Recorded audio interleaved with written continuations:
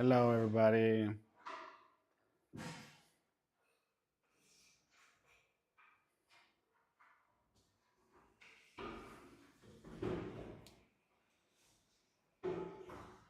Hello, everybody.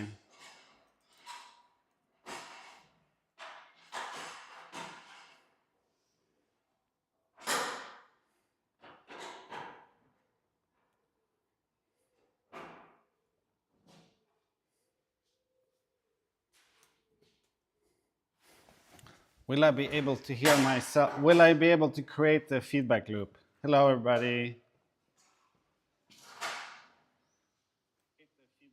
Yes. Hello, everybody.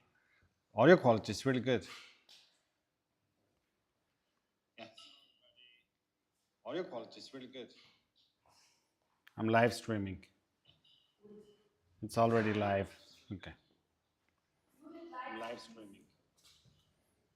It's already live.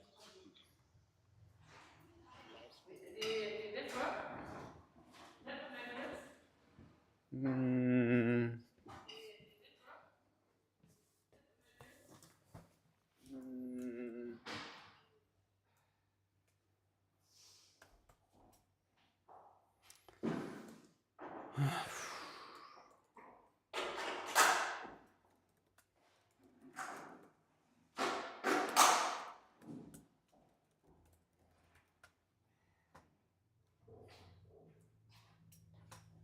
My God.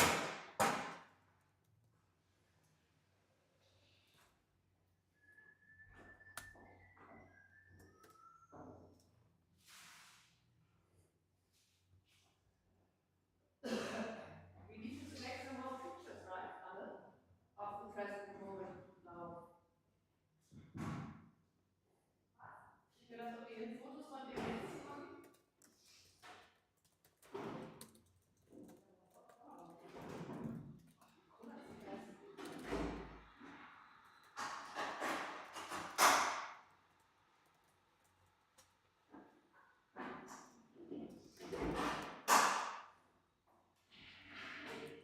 Und was haben wir gestern noch gefeiert?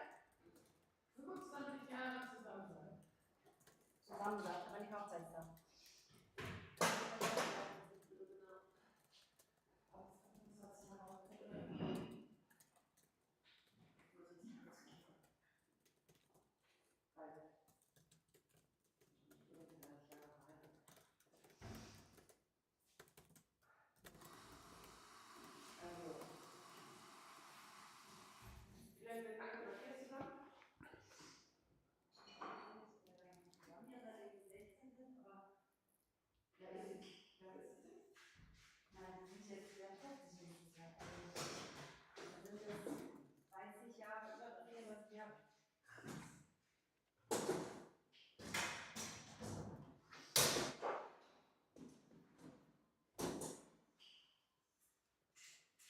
Mom.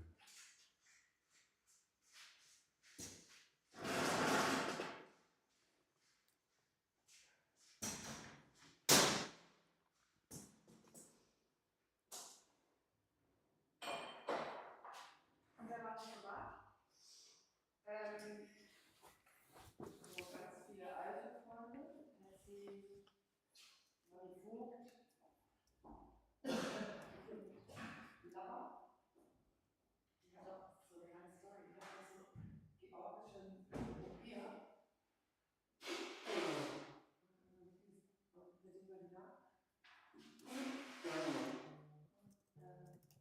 Oh my God, someone's calling from Maastricht.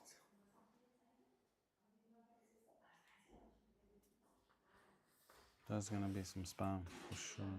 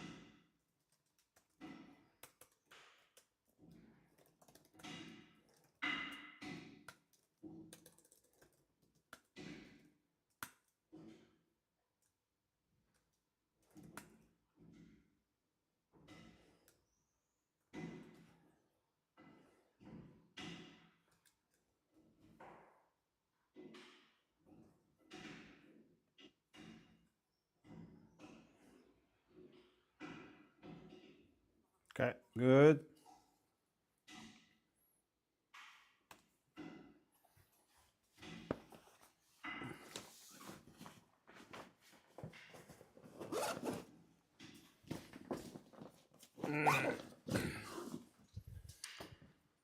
I mean, it's perfect. I am talking to the live stream now, so everything we say is public, just so you Already? know. Yeah.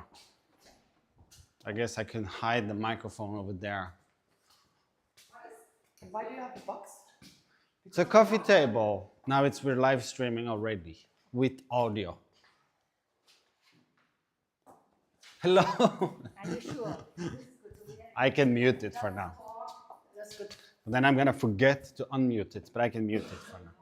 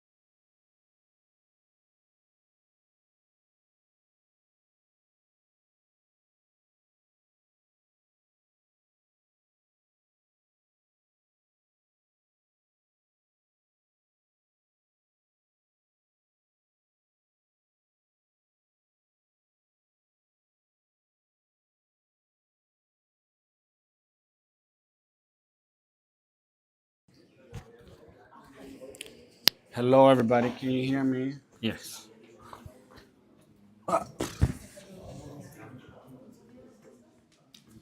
We start the artist talk. I have this for you, which is like this is a magnet, and this is the microphone, so you can put it wherever. Yeah. Does this work? Yeah, I think so. I will double check the sound, and then that's it. And then if I can hear myself talking, that's good. That's good.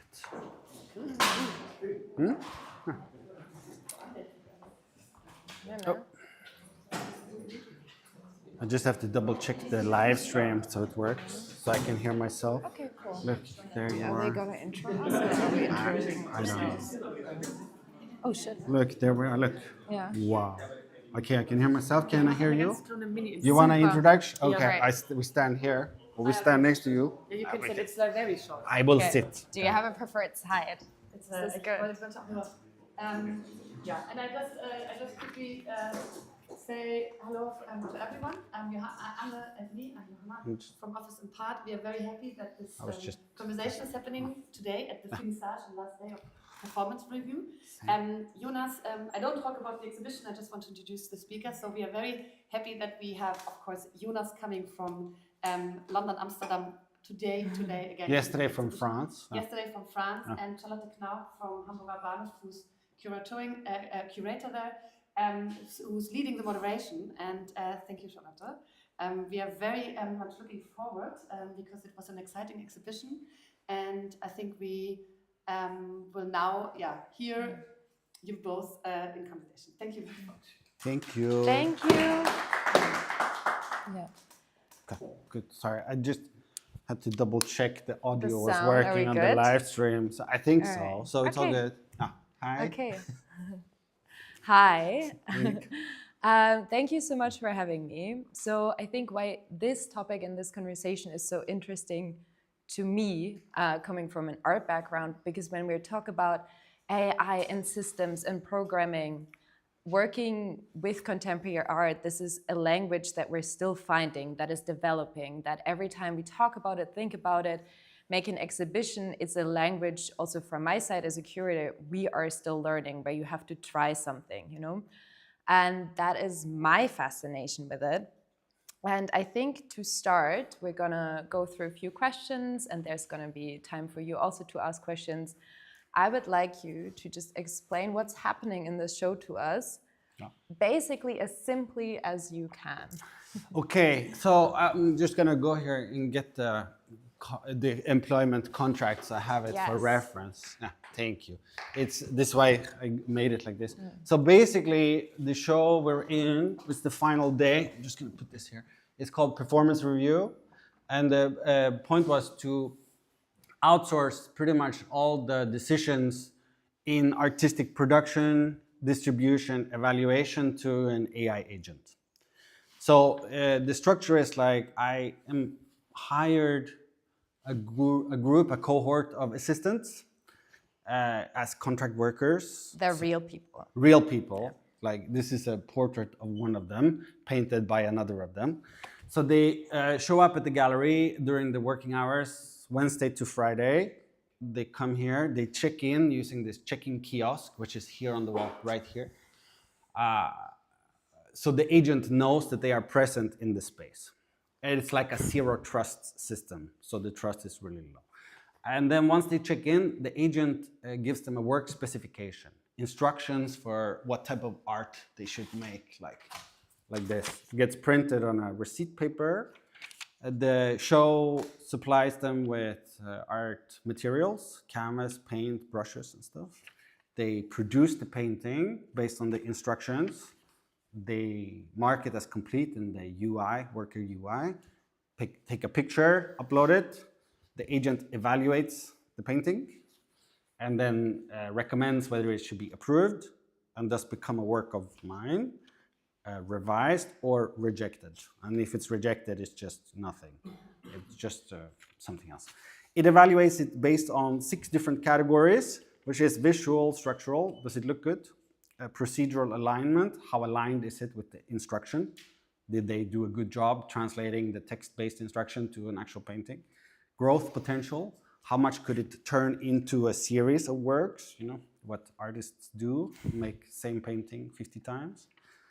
Engagement signal, how likely is it to do well in social media? Market viability, how likely is it to be sold? And the most elusive of all, which is the institutional resonance, which is like, how does it resonate with institutions? Basically, that's the whole loop. In the show, you could see this talking AI avatar of myself there. It was continuously narrating the exhibition, describing what's the state, what's going on, what decisions are pending, what's waiting evaluation. You see like a communications log over there with all the email and telegram messages, and a log of all the different works in different states. And the 3 approved paintings out of the 50 produced are here on the wall, which is like PR failed assistant, PR devotional dog, and PR devotional Jonas, which is a portrait of me. And behind the wall, you can see all the rejects, paintings that did not live up to the quality standards from me. Okay, that's the show as simply as possible. We're going to go into details again. So everyone is terrified of AI taking their job, and you were like, actually, that sounds great to me. And then you made a show. Basically, yeah. No, of course, there's a lot more concepts and work behind it. But I'm also interested in specifically a few processes behind the selections you just said. So first of all, how did you choose the assistants? Yeah. Who are these assistants? Good question. Who are these people?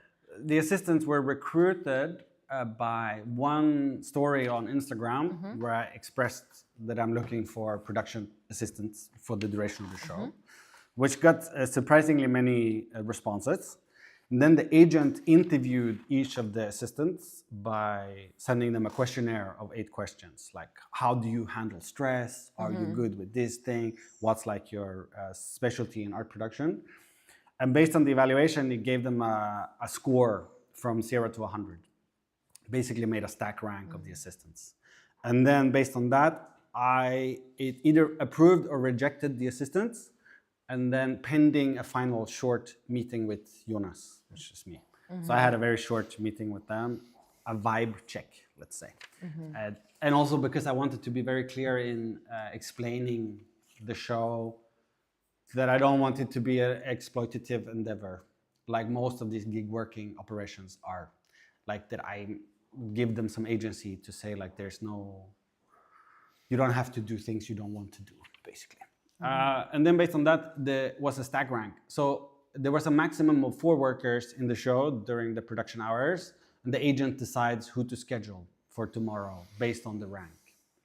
So it ranks them from 0 to 100. Let's say the top 4 are like ranked 80. And then after every day is finished, it runs this worker evaluation again based on what they've done that day. Do they see the evaluation themselves? No, they do not. It's only internal, so only I see it. And then based on that score, it decides who's going to be scheduled for tomorrow, basically. That's hence the title of the show, performance review, right? So like you're continuously being performance reviewed by a benevolent AI agent who doesn't have your best interests in mind, but only like the production. You know? And that's like how we get into this. So I'm again interested in 2 of these sides specifically. First of all, the instructions. How does the agent come up with them? And then also, what do you train it on in this performance review? You know, what interest is it hard? Is it yours? Is it growth? Yeah. So it's a little bit like those 6 categories I explained. It's not trained as such. It's like the agent is running on OpenClaw, but then it has like a knowledge base on all my work. My like CV, this is the type of work I like to make, this is what works in the market, blah, blah, blah. So it references this to make the instructions. It has like its identity is that it's not a AI agent with a lot of emotions, it's a controller. Like it's the authoritative controlling voice of the show to make sure everything is happening according to spec. Right? And then I can sort of guide the agent when I make a final decision. So let's say a work gets finished, and then the agent recommends that it gets approved, and then I reject it. And in my rejection, I say like, hey, agent, I don't like this type of painting. Do you have to justify that? Do you say, like, tell it why? Sometimes, Do you feel but like you sometimes you'll be should? like, this is not good, like this does not work. You did this incorrectly. Make more of these type of paintings instead, like more market ready, zombie formalism, process-based abstraction, like things like that. So yeah, that's it, basically. Okay, so if we zoom out a little bit for a second, we can zoom in again. We are talking about systems, right? A lot. And in your practice, this is like a red thread you come back to again and again. Totally, So if you look at your practice as a whole a little bit, how does this show fit into it? It's a good question too. I like the ongoing review. Let's go with exactly, that. yeah, we can add the agent to the conversation and ask it. I think it's correct. I like to make a lot of different systems. Like definitely the red line in my work is that most of the time I just set up systems, performances, contracts, rules, structures that start a process, that perform over time, that sort of tries to remove myself a bit from the conversation, or like distribute agency in a way where I'm not fully in charge anymore. It's a little bit like Fluxus style, make a score, have it be performed over time, see what happens, start the process. But do you really think you're not fully in charge anymore? Because when you did this gesture, I saw like a puppet master in the back. It's very like up for debate, I think. And I think I often like to remove myself, I like to pretend to remove myself from the process while still being in charge. Being in there and being I mean, totally. Well. It's like I have to come to terms with this idea that it's mostly about my internal struggle of being like the artist in charge. But then if I have a system that backs me up, then I'm just like, it's easier. But of course, in a show like this, where you have an autonomous AI agent that is very steerable, is it like, where does it start and where does it end? And then, of course, to say that I'm not in control is not true, but to say that I'm in fully control is also not true. So it's like on some gradient where you give up some things, but also because large language models have a tendency to just produce a lot of text. And I would definitely be lying if I said I've reviewed everything that got what was going on in the show, because there's so much text. And I could see on the live stream, because the show was live streamed, all the assistants looking at these instructions, which is like half a page, be like, okay, I have to translate this into a painting, like, and they really study the instructions proper. So it's like a close reading of this text. So it's definitely on a gradient. How it correlates to my overall practice, I think I really position my work as a sort of anti-tech bro. Really like, okay, so you have Silicon Valley tech bros ruining the world, you know, claiming that their technological progress is inevitable, that we can't stop it, like that it's just like, that's what it is. And I take very much the opposite position. I think of myself as an anti-tech bro. I don't move fast and break things. I move fast and like expose things or make visible things, which is my favorite international art English. Make visible is like good strategy. So I think it's like, it's always like this, the more you know about how something operates, the easier it is to relate to it or to look at it with open eyes and be like, okay, this is potentially quite problematic. Like, what will happen with this process and with this process? So I think, and how that all fits together is like, it can be kind of adjacent to startup culture, startup vibes. Like I saw someone started a coffee shop in Stockholm, completely run by an AI agent. But that's not from artists. This is like from, you know, VC adjacent tech bros. Because it's like, why not? Like, let's outsource everything. So it's really always on this gradient. It's like, where is it? And where do you put the line? I don't know. I like you kind of came back to this right now, how you started to talk about like, oh, I remove myself from control, and then I'm back and it's a system. I feel like obviously in artistic practice, this is something people do, but I think it extends, right?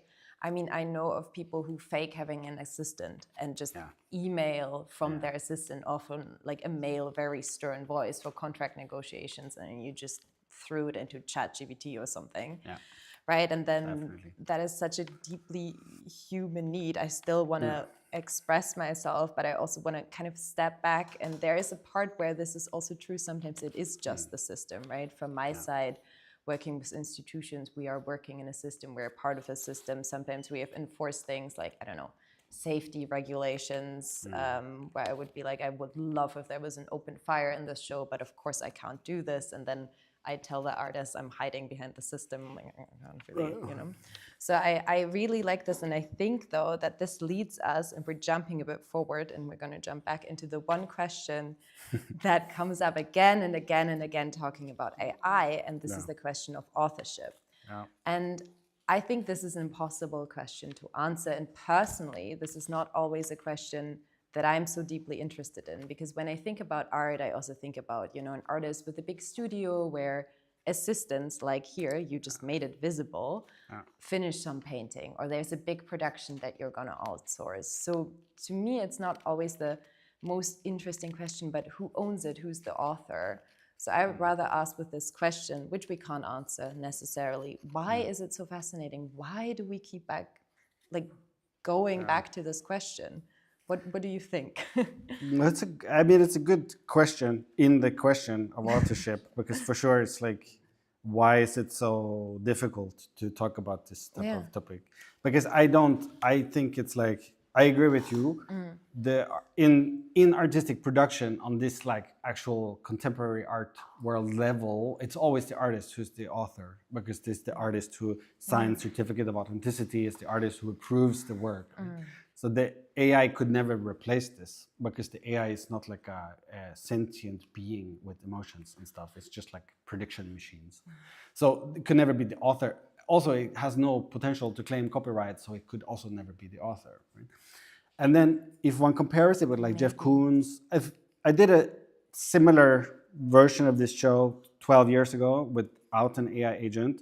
The direct inspiration was Jeff Koons and Olafur Eliasson. Jeff Koons has like 10 full-time painters making his paintings. Nobody questions who's the author, right? Because it's like, because Jeff Koons is the author. It doesn't matter who makes the work. Big fabrications gets produced by tons of people. The artist is like the central figure, the CEO, whatever. So I think it's like the reason why it becomes such a thing is because we have this we have this behavior, we anthropomorphize everything continuously. Like, okay, this spoon is like alive because it feels like something. We can't help ourselves but anthropomorphize. In Everything Everywhere All at Once, there's like two talking stones. That's the film yes. You're referencing. Yeah. Two talking stones, which like we feel these are alive instantly because we just put two eyes on them. So we anthropomorphize the AI agent, and I find it super difficult not to talk about he, the agent, and I really make a conscious effort all the time to talk about it as an it. But it's like this, I think that plays a part, that we're always like terrified of being replaced by someone smarter than ourselves. So then if the AI agents, large language models, stop being its and starts become he and she, and it correlates to all this like attachment hacking that's going on in Silicon Valley, where it's no longer. I think you have to explain attachment hacking for a sec. Attachment hacking. So like we used to have attention hacking, right? Social media. I'm gonna maximize your attention as much as possible because it leads to profits through advertising revenue. Instagram, TikTok, whatever. Everything is just like attention, attention, attention. The latest trend is not attention hacking, but attachment hacking. Make AI companions, make you spend more time talking to the large language models. And I think that's like even more insidious and even more dystopian than attention hacking, because that's on a fundamental human level of who we are. And it's like the number one use case for large language models last year's AI companions. It's like by a large margin. So that's where it goes. And then the anthropomorphization is like profound in that one, when you have like AI boyfriend, girlfriends, therapists, whatever. And then the question of authorship becomes something much more like disturbing. Yeah. Because then you think, okay, so the AI agent is in charge of like directing my attachment.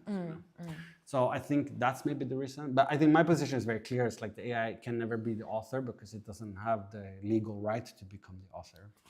So Well, yet, and Yeah, maybe that for sure. changes, I think. It's Yeah, only people and corporations, right? Because corporations are legal persons, so they can have copyright. So maybe the AI agent becomes a corporation. Yes. I mean, yeah. it could, right, Yeah, potentially. definitely. Yeah. But I think For for sure. now, right now, that isn't happening. And to me, it's still more interesting, like you just said, why we're interested in that question and Yeah. why we need to know. And I think that is a mirror of like what you just said, these uncertainties that we have with AI. That is scary because this is the one thing that pops up. Yeah. And I did hear you say a lot before we started this talk, you called AI a collaborator though. I mean, in this dynamic, collaborator maybe it's not the correct word, but like I said, it's like a tool, like in some sense. But there is some odd collaborative process, yeah. And I think in a lot of the recent works I've made, where I work with large language models, it feels like it's a back and forth. It's like a weird mirror. Like, okay, you can use the large language model as a mirror to like reflect back upon what you want to think about, and then it's partially like talk to yourself through a medium, something like this. Yeah, I'm sure the conversations you have are much more advanced than the conversation I have with the pro version of ChatGPT that just tells me, great idea, I love what you were thinking, this is going in the right direction. I'm like, is it though?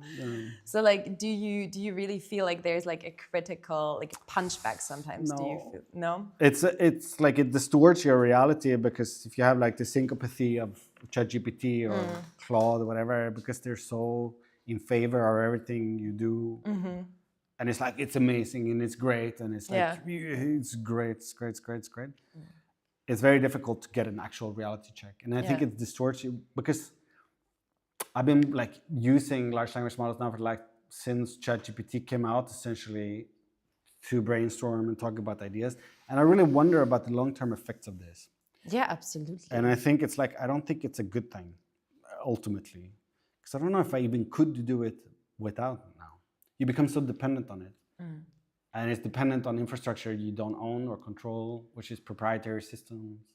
Luckily, there's open source alternatives, but it's like it's but who has access to these open source alternatives in like everyday More life? now. I think more so now, but that's a very conscious and deliberate choice. For sure. It's difficult. Yeah, for sure. and I think back to the systems talking about dependency and finally like finding yourself enwrapped in a system that you suddenly rely on so heavily. I think with AI, that is something that does sometimes scare me way more than authorship or big questions of how reliant you are, because I think there's something in us as well that is maybe, or I'm talking about myself, inherently a little bit lazy. If there's like a very clear way to a result, I'm gonna go there and I'm gonna use that. Totally. Yeah, I think once you've unlocked this, I mean, I used to program a lot in my practice. I built all these systems, you know, like SIT and stuff, but I haven't written a line of code myself for like the last year and a half easily. It's just AI, because I don't think I could anymore, even because I can, but knowing that you can just prompt the AI agent to like program it for you, and it will take you like 5% of the time. It's impossible to not just like feel this like growth optimization, maximization pathway. It's very strange. So I think for a moment, we're going to go back down to earth and from the meta to the physical and actually look at your show. And I think what I would really like to do, because you said about these like categories that you have for approval. Yes. Can we look at that painting? Yeah. And can you tell me the scores? Yes, for sure. Of AI, and then let's talk through what so that the means. PR devotional Jonas, ID 29, evaluation number 30. Recommendation is to approve it. It's a visual structural. It's a 0 from 100. The score. Visual structural is 79. Visual structural is just like how visual does it... structurally. So that's like what we learn in art school. It's the composition.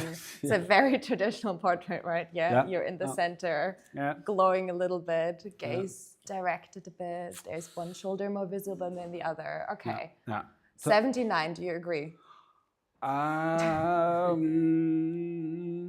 Yeah, why not? Sure. I agree. Now, procedural alignment is the next category. It's 86. This is like, how aligned is it with the instruction? Yeah, and the instruction I think is too long to go with now, but maybe the most important part is portrait of you, probably the style a little bit, the glowing. The portrait should feel idealized but not heroic. It should operate between founder portrait, devotional image, aspirational profile picture, and brand image. I mean, the halo is pretty strong, right? I feel like, come on. It's very good.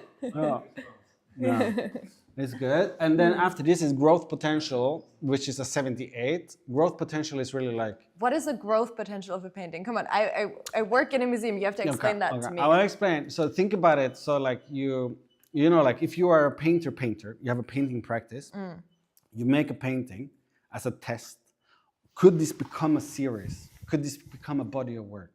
Could this become a repeatable measure? And do you think for repeatable you gesture? Always the thing of like, is the repetition, like, is this worth it to do it again? Yeah, is for you basically growth potential. Yeah. So and not did I nail it this time so amazingly that it stands on its own. So you think more of like the seriality of it. I think some it's like really connected to zombie formalism, abstract expressionism. So like you make one painting, and then you make another, and you make another, and you make another. Jackson Pollock, etc. Like it's like this is the method. Okay. That's the growth potential. Interesting. Yeah. And it's a 78, which I don't think it's correct because I don't think there's much growth potential in this, unless you do like Richter style portraits of people in a category style kind of thing like this. But maybe, or they all wear your hat and then you switch the rooms. Could be. I don't know. Okay. And next one is engagement signal, 0 to 100. Engagement signal is like, okay, does it do well on social media? So we're talking literally Instagram. I don't know. Instagram, TikTok, Twitter. Yeah. Part of the show is also that the agent does social media, right? So it posts and stuff, and then it can evaluate and that is an 83. Yeah, I think it's correct. Yeah. Okay. Yeah. And has it posted that? Is that true? Did we see that? It did not post this one. Okay. I don't know, because I got tired of this low-performing Instagram posts of singular paintings. And why is that one of these categories, right? Because that is something, if we talk about exhibitions and shows, many people cringe immediately if you say how a painting performs on Instagram. Why do you think it matters? Why did you include this? Maybe people cringe, but I also think it's a reflection of where value production is at the moment. Yes. Like traditionally, I don't know how interested the audience is in value production in the art world. Traditionally, value production is like art world network is an abstract, weird, super corrupt, very opaque and very non-objective, right? So then, traditionally, the museums, institutions, critics would validate artworks, be like, okay, this is valuable. This is why I quiver when I see this. Where it's just slowly been becoming less and less relevant in replace for the mass crowd of fans and engagement on social media. Because everybody is living and dying by the algorithm. So then the fans have a much more increased agency in determining what does well and what does not well. Because even institutions are reliant on like attention as a metric. People show up in the door for funding. There's someone beeping. Oh no, it's a chair. Anyways, so I think it's a reflection of the time that it's becoming more and more. It's a bench. I see. Okay, it's the bench. It's just like, I don't like it. I agree with you. I don't like it as a sort of evaluation metric, but it's like not. It's still not irrelevant. I haven't said that I don't like it. No, I don't like it. I'm not sure if I like it. Yeah. I'm not sure if, it obviously poses so many questions as well as if like the number of engagement, the number of people see something, or like, does that actually matter? Is a show better because 300 people showed up, or is it better because 5 showed up and actually got it and felt it? That is something that we constantly shift over, right? I think this is a discussion that will be perpetually there. Totally. But I think for social media, you see it then. And obviously we know that's also how a painting performs on Instagram is dependent on so many factors, algorithms, how it's promoted. Yeah. You probably know this much better than I, but you do see the number and you do know it, and everybody else sees the number as well. So you have a little bit of a paranoia maybe behind it. If this painting does really well, this doesn't. Yeah. What does it mean? What does it mean? And it's also one of the few metrics that is quantifiable in the art world. Like, okay, so you have market price, auction price, likes, because all the other is such elusive values that are really hard to like quantify. So it's like and then we're at the next one, market viability. Okay, that you need to really explain. And it's an 80. 80 market viability. Very easy. Will it? What's the likelihood that it will sell? Like, will it do well in the market, a 2026 art market? And do you care to whom and for what? I don't know, to be honest. I don't know. I can't remember exactly how the agent has been briefed to evaluate the market viability. I guess it's like a guess. Will it sell? Does it fit in the zeitgeist of current? A wish, or then a guess. It's like a positive prediction. It's like, I say it's 80, so it's gonna sell, and then the collector will see the 80 and be like, oh yeah, yeah, definitely. are you gonna buy one where it says 20? I don't know. Self-fulfilling prophecy. Similar to the final metric, which is institutional resonance. Like, will it resonate with the institutions? Yeah, explain that to me. I'm interested in that. I mean, it's like, so traditionally you have like the market on one side and the institutions on the other, right? But except they are not so separate in reality, much more like closed buddies, which the institutions don't like. We're opening up a lot of meta conversations about the art world here. You're exposing a lot of systems. Yes, it's a bit, that's why I always call the art world totally corrupt, because it's like, because like, who sits on the museum boards and institutions and blah, blah. I don't know how interesting it is, but I think institutional resonance goes deeper. I guess it's more, the market is more immediate, like engagement signals more immediate, institutional resonance is more deeper. It's like a conversation of all the ins and outs of, can the painting engage in a discourse and a conversation that brings you somewhere else outside of itself? Does it have like, does it have other values than just like what's on the surface? I like that when we look at all these values, you kind of created a whole new system, but it does, when we're really critical, rely on the values that are just prominent for kind of every other practice. But then there's a last step, right? And you're the last step. Yes, I'm the last step. What happens? So based on the evaluation, and then in this case, the agent suggests to approve it based on all these different metrics, and then I have the final decision. Yeah. So I either decide to reject it or to sign it. And how do you make that decision? Purely instinctually. Yeah. Yeah. Nice. It's like, do I like it or not? Yeah. Does it fit? Does it fit into the vernacular of the show? Yeah. Like, I mean, I think this painting is really obvious because this is a painting of a assistant number 11 in front of the failed painting that was rejected by the agent as painted. Corner, right? This checkmark painting is around the corner. It was rejected by the agent, rejected by the artist. And then another assistant makes a portrait of the assistant in front of the failed painting.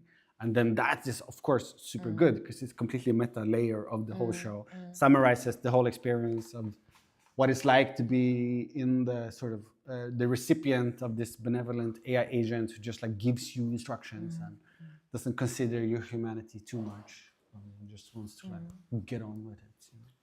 So, yeah, I really love that we're sitting in this show talking about all these systems, and then it leads back to a conversation about painting, which is the conversation, the arts we have again and again and again. And I think I love that you included this last step in there, because also to me, you know, it's my job to think about, okay, how does this resonate? Do we show it? What does it mean? But I still have that if I see a painting, it like gut punches you in the best way if it's a good painting. And sometimes you stand there and all I can say, even though it should be my job to say much more, and later I'm sure I will, it's like, it's just really good. It's really good. Why is it so good? And then sometimes you're just like, well, it's just not though. And I think I like that with all these like value assessments, you're showing something where, okay, a model, like a code it either works or it doesn't, right? It will show you because it doesn't do the thing you programmed it to. And you kind of forced this value system to the one thing we're still struggling to assign value to really clearly. But on the other hand, what I just said is that I also do that, right? Just very subconsciously and automatically. Yeah. I think I've been trying to, for many years, to like quantify and optimize artistic production. To try and to quantify like what makes a successful work of art. I made huge data sets of like millions of paintings, exhibition records, trying to work this out.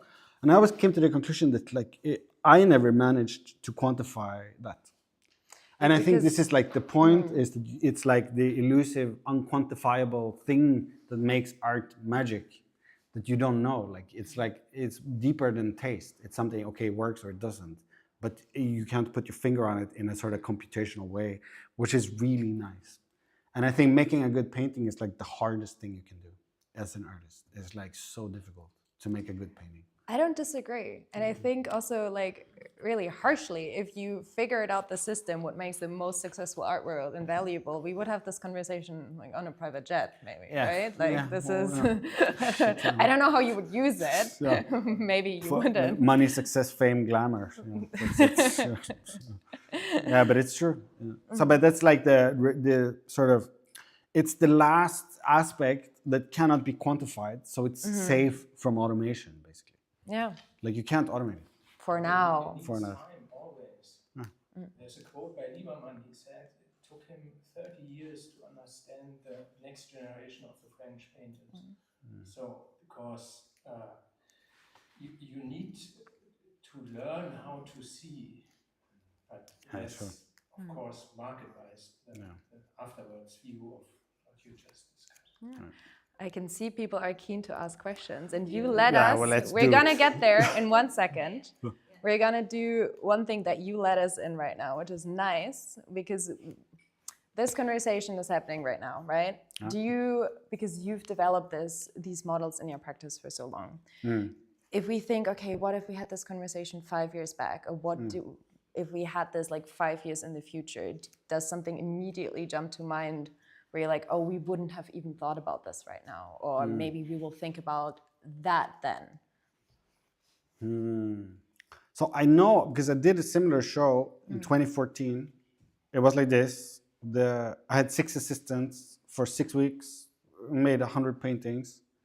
There was no AI agent. It was all zombie formalism, process-based abstraction, to supply like a market, like to supply the gesture of an endless novelty to the market, except none of the works were, 5 out of the 100 were signed by me. So it's like, but there were so many paintings and they were so great that it's like you couldn't have them. But they were not instructed by an AI agent at the time. They were instructed by a book on how to make art that I made, 300-page manual. You made a manual? 1 edition. Okay. It's like a holy grail of art production. So I think we can think about what changed, and I think not that much changed. And at the same time, everything changed. So I don't have a good answer to this question. So I'm stalling. I think this show, in contrast, is much more dystopian, like in the way of giving control over to AI agent. And the way it handles trust, like where workers have to check in. It's really like, I thought of the assistants as like, you're an Uber driver working in a coffee shop with a really crappy boss who just schedules you last minute, calls you, it's like, hey, can you come to work tomorrow? And then you're also working in an artist studio. And I think you could see from the assistants that they're very eager to prove themselves in the first week. And for every week the work goes on, the more depressed they get to be part of this show. And I think you end the show with being like completely disillusioned by art production. You're like depressed about the state of like the thing. Or you just hate the show, or you hate the artists, or you hate the agent. And I don't know what changed.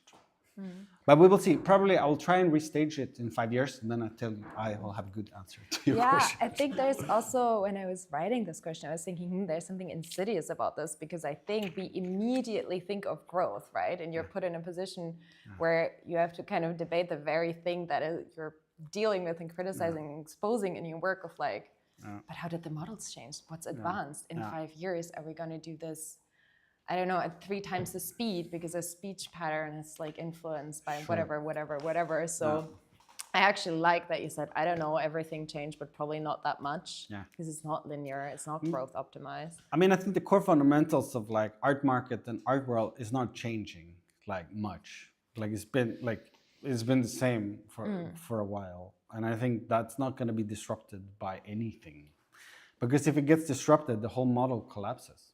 The whole system fails. Yes, like in how value gets produced, because it's all about like this collective, elusive, really strange consensus that's not really there, but it's there, and I don't think you can change that so easily. Probably not easily. And I don't think technology is going to disrupt it. So I think also people really want it to be disrupted, but also not. So. Yeah. So I like that though. I like the gray answers. I like I think that's a hard thing to stay comfortable with. But I think that's the only way you can tackle these questions. Into the ambiguity. Yes. Okay. Okay, questions? Let's open up the floor to you. I have two things, right? I want to give you some inspirations. Inspiration, nice. Yes. I'm an AI expert. I was head of AI at Lenovo and also global head of AI of SAP. And I defined a lot of AI strategy, right? Therefore, Jonas, when I listen to you, I'm really inspired, also impressed by what you have done for AI. But I can give you some inspirations. Nice. Because if I listen to your discussions, I think there's a big similarity, even AI studio, right? Artist studio and the artist community have similarities with big corporate, right? Last week I gave a keynote for company CTOs of 20 billion revenues, right? But still I see the similarities between your studio and also a company. I think what you are discussing, what you are using now, right?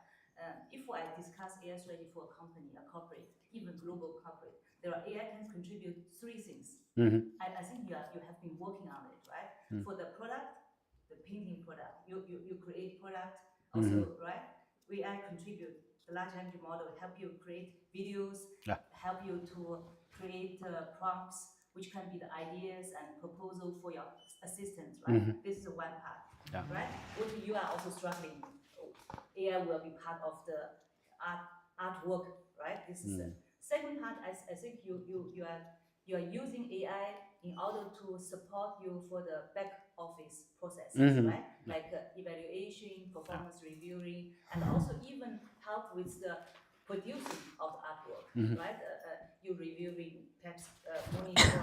I think perhaps at the next stage you will have install some cameras, monitor the system, and give them instructions, right? During some classes, right? This can be also part of your results. And the last one, the third one is actually because with the AI, with the assistant, your production is not dependent individually on yourself. You are scale your production, right? Your business model will change, and also you use prediction. Therefore, I think I really want to help you to defend the AI strategy for your studio, right? And also for the artist community, AI help to make the products perhaps even more interesting, different. And the second one, AI agent will help you to automate and also scale your back office and also the AI artist production. The third one, your business model will change, right? You will be much more productive and also even global than other AI artist studios in comparison. This is what I want to give you as inspiration, structure your discussions, right? No, that's a good one. I feel like that might be an email prompt as well. But I think, like, I would say for the record, like, because I often in these type of structures and systems both embrace and demystify the process, and I look at AI with a pretty critical approach, but I also use a lot of AI in my practice since a couple of years. Because it's also, I became a father some years ago, so my time was like cut down significantly. Yeah. And without like this large language model evolution, there's no way I could be equally productive. So I only program with AI right now. I use it continuously for everything. So for sure, there is like this like, you can do the growth potential as a performance for like making visible all the things that can come from it, for sure. So it's And true. then I have one question, right? Okay. If all the artist studio, Yeah. because perhaps you will become you are entrepreneur already, right? You will create a unicorn. You have your auto Sure. AI agent for help the production, help the back office, right? And if all the artists get this kind of AI support, what is the differentiation in the art community? Which artwork will be different from others and outstanding? This is the question mark, right? If all the artists gets the similar support with the AI agents, what will the art world will look like? I don't think it's that different, to be honest. I mean, just you can do more, you can increase, accelerate, grow. But I think in the end, the artist is still the artist. And then the AI is the tool that enables potential growth, but it doesn't necessarily change like the core of their work, right? So you need to have like the artistic position to begin with, I think. Mostly it's about taste on some level, because the AI wants to accept most things, approve this, approve that, but then you look at it with your eyes and be like, okay, that's not a good work. So I think it's not going to be like everybody comes to the same location, but much more like more of a distribution, I think. I think also depends what the artist want, right? Because they are artists. We're talking about this like back office support and all of that, and then we kept returning to this like ultra romantic idea of, but there's still magic in it, right? Yes, so yes. I feel like we don't know. Is the key, right? Yeah. So we have a question here and we have a question in the back. You were first though. This is a good segue, I think, to my question is, so in your system that you built, you're the safety valve, you're the final arbiter of what is good taste. I think as an artist or as someone who's not an artist, how do you maintain honesty towards yourself? Like, how do you keep yourself, in a sense, like grounded? Because, you know, when you have your artwork and it's evaluated, like when you're making your final determination, are you looking at the score, peeking at it before you like approve or don't approve? No, I mean, yeah, for sure. I see what the agent's evaluation is, but then it's just pure instinct.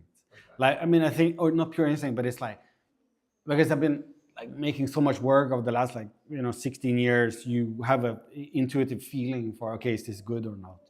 And then of course you can, and there's this like really difficult to pin down moment when you look at something and your expression is like, like it triggers some level of like confusion or surprise or sensation, which is not what you expect. And then, okay, yeah, that works on this level. But I think mostly it's like about trusting oneself, because I don't trust the agent, basically, is the conclusion. In the system, I'm very non-trusting of the agent, basically. I treat it like as a non-trustworthy source, so then it's more about evaluating, while I still give it lots of trust.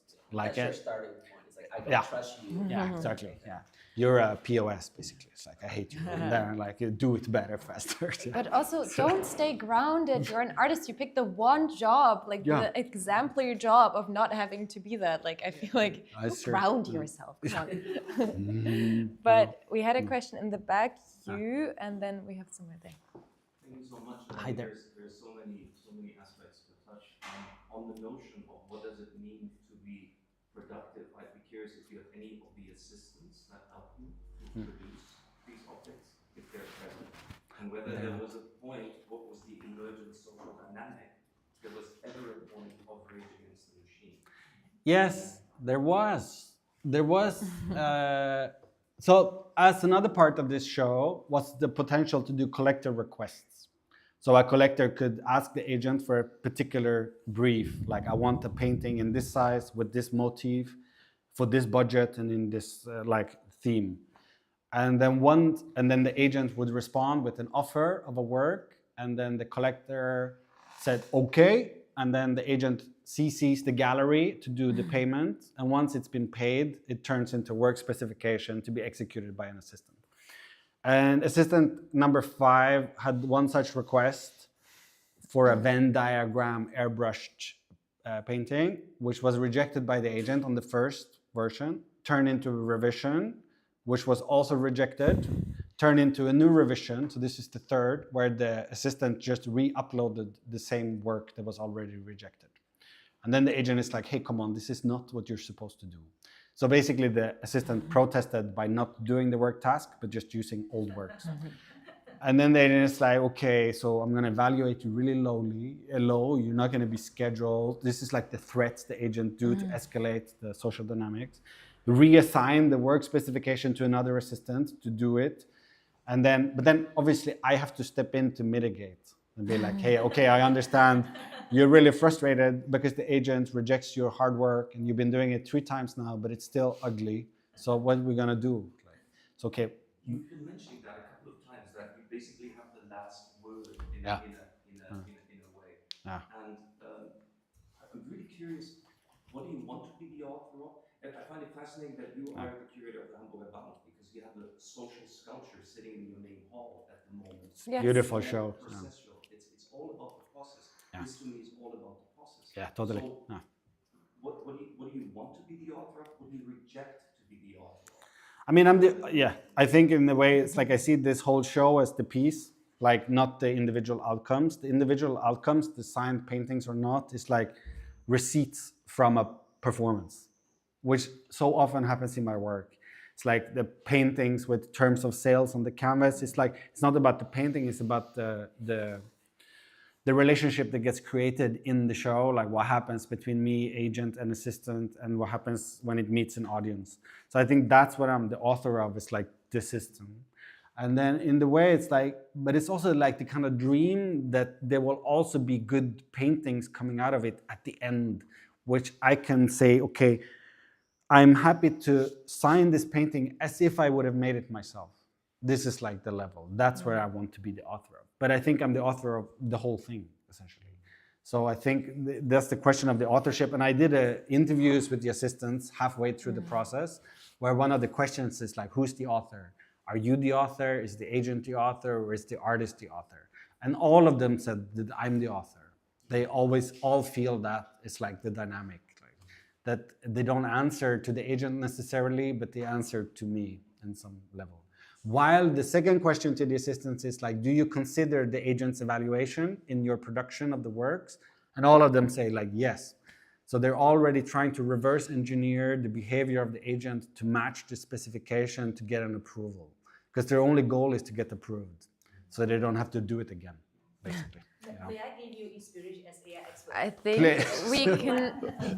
Because I think the AI agent and also the assistant, and because the AI agent can have conversations, right? Yeah. Because I think in order to solve the interaction between the assistant and the AI agent, perhaps you can allow during the process. They were allowed to talk to the agent. Okay. So they could ask the agent. Shut up. No, But it's were, all good. I'm just. Because it inspired me so much. But they were allowed to talk to the agent via the system, because they had to prevent prompt injection, so they couldn't like hack that. Okay. So they had to first. I had to approve their message, and then it was Would have sent. been kind of funny if that happened. Though, I mean, totally. Passed you by. But you had a question as well, no? I think it was kind of answered. I was also wondering, is it kind of like a trick sometimes that you work with painting because it's not your actual practice? Like It's true. Practice is, I would say, like conceptual art in a way. And then it's interesting that you kind of like hide behind this other economy in a way. Yeah. So I don't know. I mean, I was just wondering about this.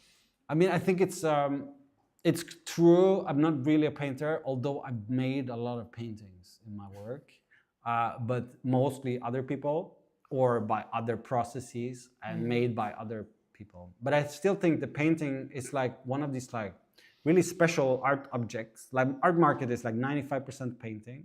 So it's like, it's really like, that's when people think about art, it's really painting.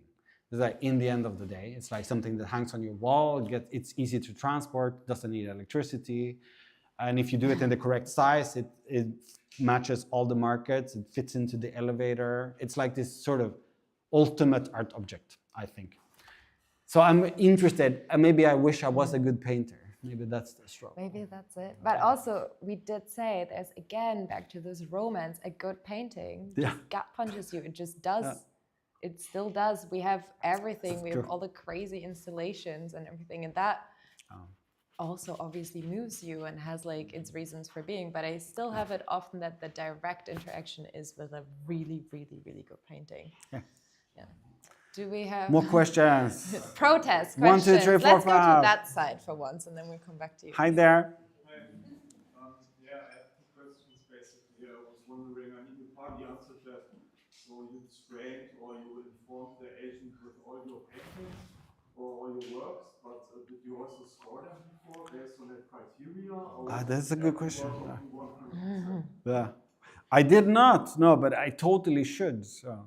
I will now go through my whole back catalog, ask the agent to score and evaluate without it knowing, because then it's like, there's at least like, I think at least like 100 works to score and evaluate. Yeah. So for sure, it's a good idea. Really fun. And another maybe addition, or maybe it's already included, I didn't understand that, is there like a kind of reinforcement loop where like the assistants are able to kind of correct the paintings?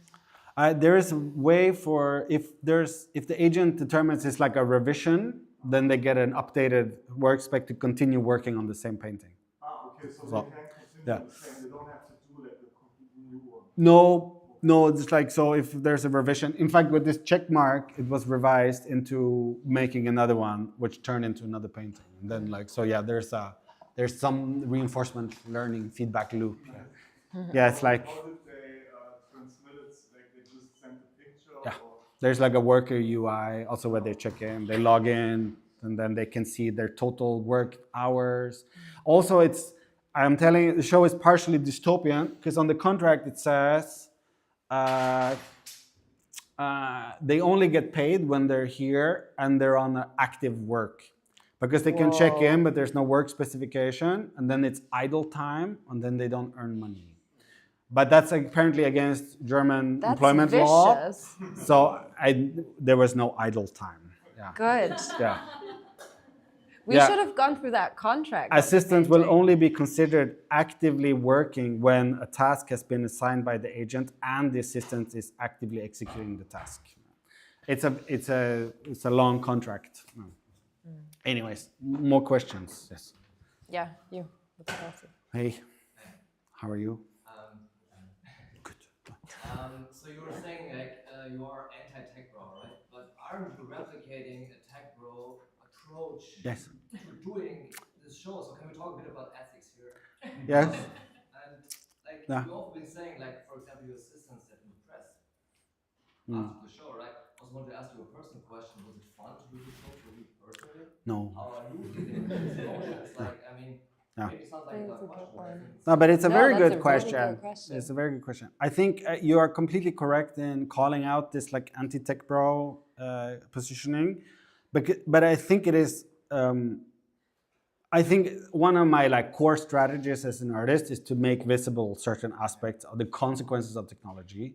It's like, okay, if we don't address this correctly, this is where we're going to end up, kind of vibe. And I think this is my positioning as an anti-tech bro is like a spiritual one and a moral and ethical one, because I'm so rejecting this notion of that technology is inevitable, that the evolution is inevitable, and that the AI revolution is inevitable, because it's not, because it's choices. Yeah, exactly. We make choices. Yeah, right. And then like when like the most recent person who talked about this was Tony Blair, like last week, when he says like we cannot stop it. It's like unstoppable. It's a moving, like a massive moving object, and it's like, but it's just propaganda. It's just like tech propaganda. It's like technological evolution is inevitable. No, it's not. It's a choice. We make the choice. Currently now the markets are so dependent on the AI investment that there is no way to stop it until the AI bubble collapses, which will happen soon. Probably around Anthropic OpenAI's IPOs in the fall, latest, I would say, or like SpaceX on the 12th of June. So that's it. That's the moral positioning, kind of. But for sure, it's like both also I was critiqued for this early on in my practice, already like 12 years ago, to both embrace and demystify, having the cake and eating it too, kind of, you know, the profit, and then also expose, like embody and kind of use the messed up tech things. But I think in this case, it's small, it's not pushing it, it's not like shoving it down people's throats. So I think that's somehow the thing. Whether the show was fun or not really, no. No. Are the shows fun? Is that a general sense? Or is it like, or other works? Some artists love to suffer, you know, I'm just trying to gauge of how, what it was about this project. I love making the structure, setting up the system, tuning the agent, programming it, thinking of all the different aspects, but to run the show on a daily basis where you have to do this and this and this and this and this and this and this and this, I'm just like, no. And then also like, that's work. Yeah, exactly. But it's like, no, that aspect, I like to set up systems, program them, set up all the structures. I don't like to maintain systems. That's the thing. And I often do a lot of systems that need a lot of maintenance. Like, and I don't like it. Like, so. Okay. You had a question as well. So if I compare the three paintings, two of them are to me not exciting. Yeah. One is creative, right? And that's the middle one because it does this double loop thinking about, what do we see in the room?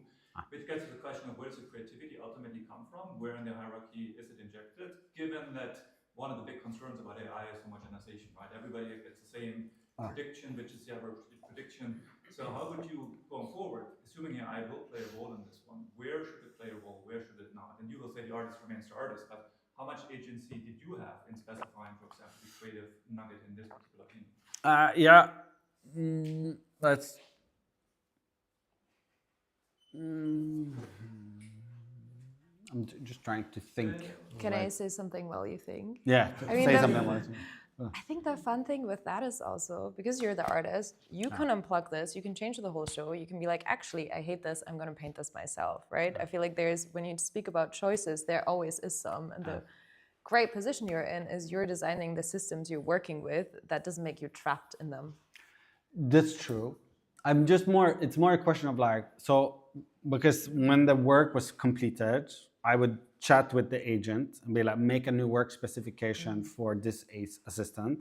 That would also happen automatically. Like if I was not there, it would just make things up.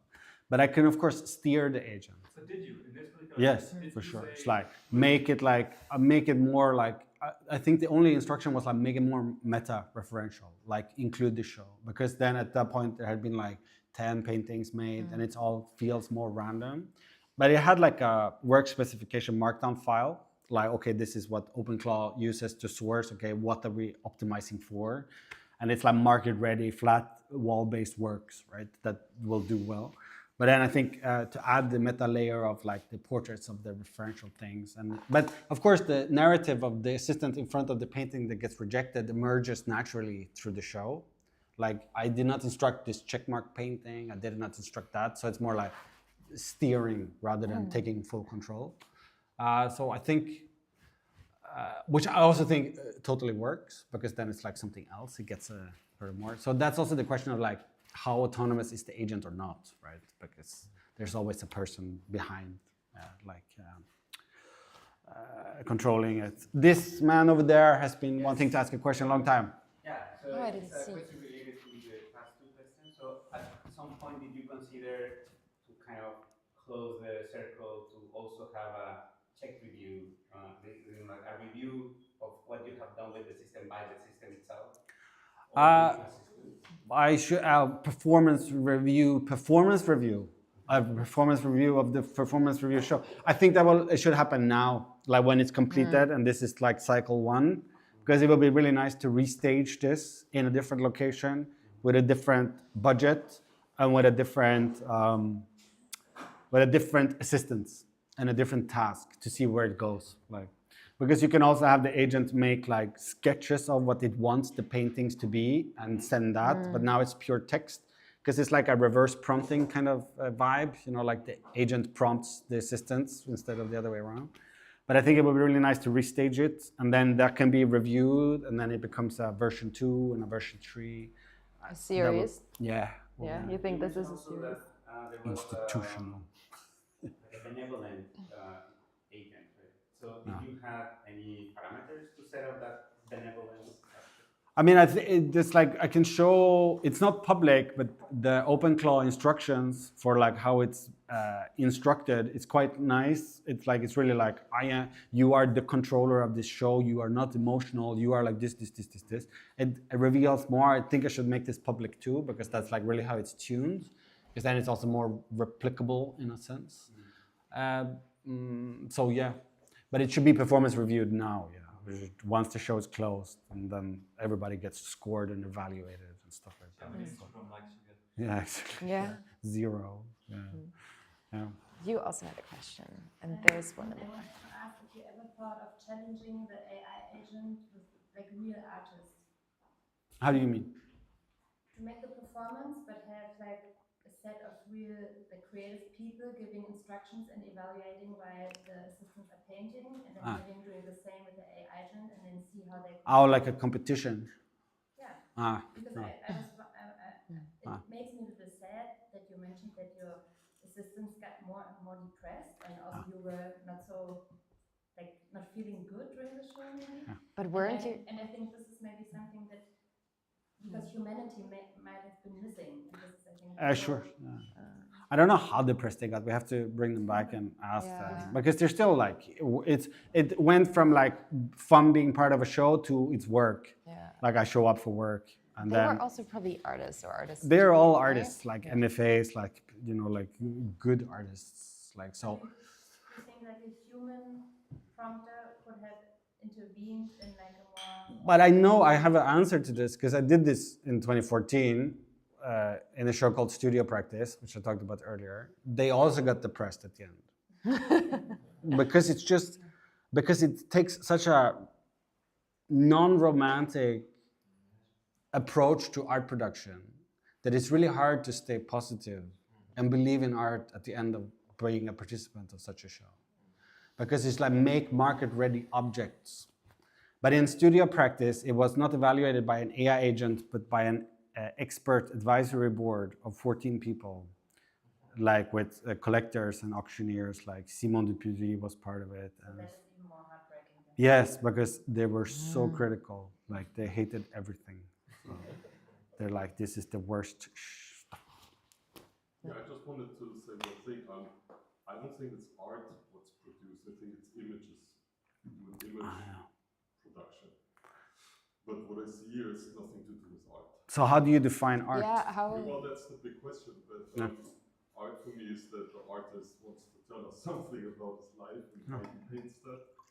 Art cannot be an instruction from an AI prompt. Paint an image. I mean, I feel. You can do this. You can do those images. I produced in my life a lot of images myself, but I wouldn't say it was art. It was digital images that we did, but it wasn't art.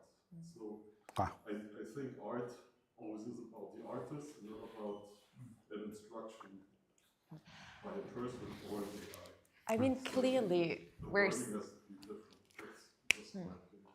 Clearly, we're sitting here debating it, and we're getting back from AI systems to a question of what is a good painting and what is art, which is essentially what you would do if we were sitting in a bar at 3 a.m. And I like that. It's true.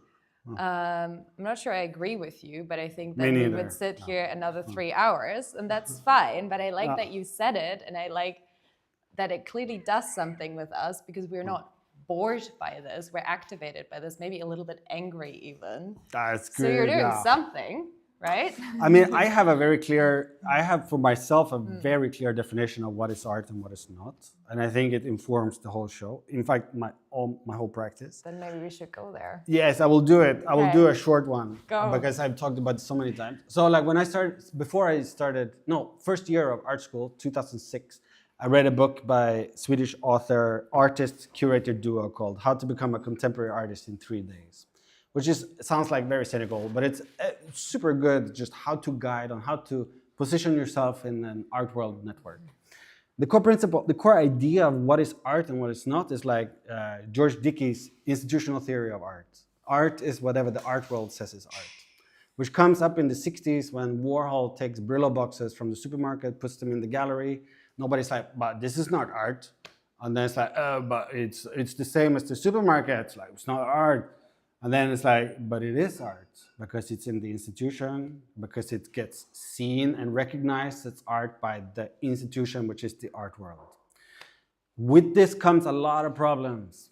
One is the circularity of the definition. Art world says whatever, like says what is art and what is not art. So the art world also determines what's relevant, good art and bad art. But the definition of art is really like that. It's part of an art world network. So this, whether you see it as art or not, is guaranteed based on this definition, art. It doesn't mean it's good art. It doesn't mean it's relevant art, but it's art. But you can see what it leads to, because then the art world network determines what's good and bad. And the art world network is insanely hierarchical power structure, where the 100 top people in this triangle have immense influence over determining what's good and bad. This is where the institutions come in. Institutions like Hamburger Bahnhof, Serpentine, Tate, Stedelijk, whatever. These are the people, the top 100 curators in the world, which is a piece of mine from 2013, which used like big data to make a curatorial ranking algorithm that just shows the 100 most influential curators in the world. They basically determine what's good and not. And that's how the art world still operates. That's why I call it an art world conspiracy, because it is. Because it is. And who sits on the museum boards in most museums, especially in the US, is collectors. Who are they going to vote for putting in the show? Artists who are in their collection. And so it goes, and this is the loop. And that I've been working with for many years, because I find it super fascinating, because it's so subjective, so elusive, possibly quantifiable, but not really. But then who pulls the strings, right? So that's it. That's the short version. Do you agree? That is not going to be a short version. But I also, what I think, I am very comfortable with not caring about this question so much. I don't care what's art, and I don't really care that much what the author is. We are clearly debating it, and people do care, but I care more about why we're asking it rather than answering it. Also, it's like, is it art or not so interesting as what does it do to you? Yeah. You know, like, does it have an impact? Does it have a consequence? Does it engage a conversation? Does it make you think? Like, all of these much more relevant. You had a question first, and you had another one, but let's go. So I find that entire project super interesting, but I look at it at two levels. One is this idea, the entire concept, and it's super fascinating also because it raises lots of philosophical questions. Very interesting. But if you go one level down, you talk about like the different systems, the agents, so the machine. When I listen, you give a lot of actually intentionality to the machine. You say like it's just a machine, it's just an algorithm, but when you speak about it's trustworthy or it wants to be good, it tends to do these things. So this goes rather far. And what I hear whenever it comes to evaluative problems about like when people are depressed or which evaluation is right, it sounds like you're quite biased in saying like the system, the machine is wrong, I'm right, that you always come out good with this one. I looked quickly over the contract that was just here. It's like, well, maybe it's not just that you're inspired and want to sign it. You might also have a very strong motivation to sign it if you want to sell it. There's somebody who gets 5% and the other from the gallery. But like, are you thinking about that as well? About myself as the creator of the process? And here I would say like, yes, absolutely. You're the artist, the author. But one level down, are you aware of the intentionality with the machine, and also that you're a player within the game, and that you might not be as objective? I mean, 100%, yeah, for sure. I'm like not objective at all. I don't think you can be objective in such a system. Like, what is objectivity in that, right? And that, I think, is like, how do you evaluate artworks on an objective metric? Like, I don't think you can.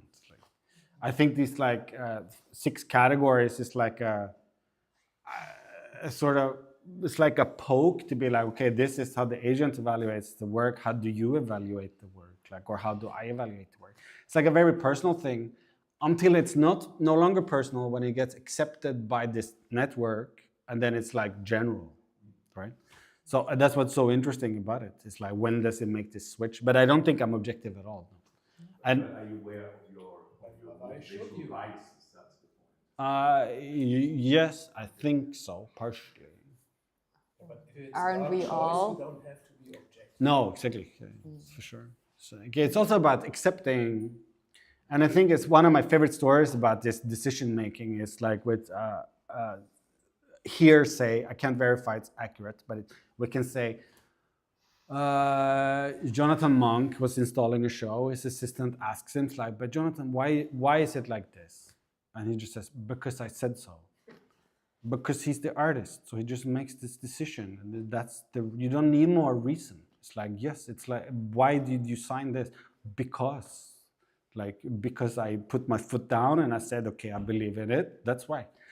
Which it's really hard to do as an artist, to be that sure. We discussed this, and I told him, just say it, then it's true. Then you did it. Self-fulfilling so prophecy. Then test it. Clearly fascinating. We have time for one more short, really good question. I think we're finished. Yeah. All right. Kind of a question for both of you, building on two aspects that came up. This kind of definition of art as whatever the institution says is art, and your broadening of criteria towards democratization, the AI, the Instagram kind of example, right? Sure. If we assume AI scales up, somehow playing this kind of role or giving more people inspiration and whatnot, will this break the system as it is currently, right? Will there be this kind of 300 people who are pulling all the strings? Because, baseball, for example, it used to be a couple of coaches who could really tell, and scouts who could tell who's going to be winning. And then the AI did crack the code, and now essentially it's all based on big data and whatnot. Even though you couldn't do it in a couple of years ago, maybe someone will figure out how to break the system by predicting what the now more democratized market actually will like. So will we see a decline of this old network structure of art, and will it become more democratic, reinforced by AI as someone who can actually see democratization, can play the numbers, and can predict what's going to fly or not? I mean, my prediction is no, because the art world does not want that at all. Because with democratization also means lack of control. So, because you would have to disrupt the whole, and because it's such an entrenched market, it's like with rich players at the top, like controlling. So I don't think so. And I think there was a lot of promise, remember NFTs, like 2021, was like, okay, the democratization of the art market, like direct artist, collector, no middleman, whatever, which is like fun for like half an hour, and then like the world moves on somehow. While NFTs, of course, still exist, but it's much more of a fringe thing. I think it's like the promise of the democratization, but actually the system does not want or accept that, because it's a disruption to the established power structures, but not all unlike politics, right, or whatever other. Is there time for one wish? I would have a wish exactly on democratization. I would love for If it's a good wish. It's a good wish. It's really easy. All right. You would like it. Okay. I hope you would like it. Okay, let's see. The key role in it. If you say it's good, it's good. Yeah, self-fulfilling. Is if the artist, if the gallery, if an institution like yours would agree to actually do this as a living artwork, so those who are affected, who are not in the room right now, who are the assistants, are part of a performance, to really make this a performative intervention, a little bit like what we saw in the 60s with Boal and Freire, like the theater of the oppressed, because at the end of the day, and I sense it in you, and that's why I trust you, because you made you have the agreements made, which is a basis of trust, but you show yourself as vulnerable, which is a very, very elemental aspect of trust. So that's my wish. Is it a good wish? I think it's a really good wish, because it kind of tells me you want to see more of this. Yeah. So yeah, I like it. Coming soon. This is Yeah. actually, like, I can feel it in my gut. Good. With a lot of what is being said, and resonated and whatever. So I think it's an excellent wish, and I think that's what we want to feel. And I think it's a really good end note now. And maybe, we have more water, and we end. Thank you so much, and thank you, Office Impart. It was so fun. We can go to the bathroom. I'll give you Yeah. the mic before Yeah, I very run good. off with it. Thank Good you. job, thank you. Yeah, likewise. Thank you very much. Thank you. Everybody wanted to. Very engaging. Yeah, it's good. Yeah, thank you very much. You were really good together. Yeah, we are professionals. Was it your first time?